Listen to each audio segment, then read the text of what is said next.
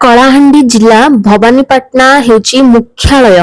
ଜିଲ୍ଲାର ସମସ୍ତ କାର୍ଯ୍ୟାଳୟ ଏଠାରେ ଉପସ୍ଥିତ ହେଲେ ବହୁତ ଦୁଃଖର କଥା, ଷ୍ଟାଚ୍ୟୁ ଛକ ଯୋଉଟା ସହରର ମଝି ଜାଗା, ଏଠାରେ ସାପ୍ତାହିକ ବଜାର ଓ ପ୍ରତିଦିନ ବଜାର ମଧ୍ୟ ବସିଥାଏ। ସହରର ସବୁଠୁ ବେଶୀ ଭିଡ଼ ମଧ୍ୟ ଏଠାରେ ଦେଖିବାକୁ ମିଳିଥାଏ।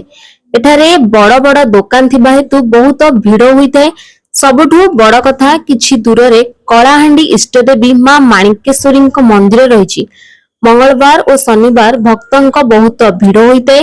ହେଲେ ଏହି ଛକରେ ଠିପି ବନ୍ଦ ବିଦେଶୀ ମଦ ଦୋକାନ ରହିଛି।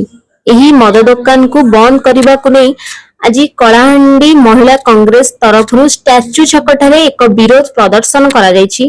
ସଦର ବିଧାୟକ ସାଗର ଚରଣ ଦାସ ଏହାକୁ ବନ୍ଦ କରିବାକୁ ଜିଲ୍ଲାପାଳଙ୍କୁ ସାକ୍ଷାତ କରିବା ସହିତ ଅବକାରୀ ବିଭାଗକୁ ମଧ୍ୟ ଜଣାଇଛନ୍ତି।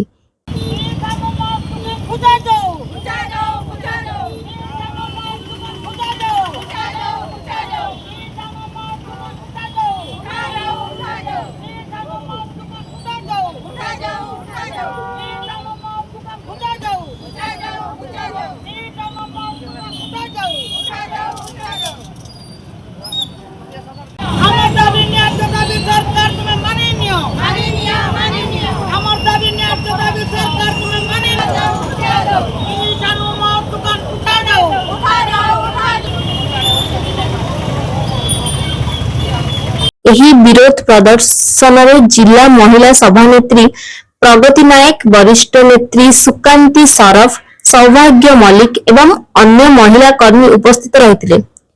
ବ୍ୟୁରୋ ରିପୋର୍ଟ, ରାଜଧାନୀ ରିପୋର୍ଟର।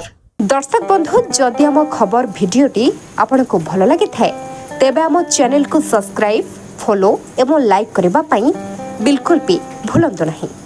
हाँ दर्शक बंधु, आपणक अन्य बंधु मानक शेयर निहाती करंतु। धन्यवाद। नमस्कार।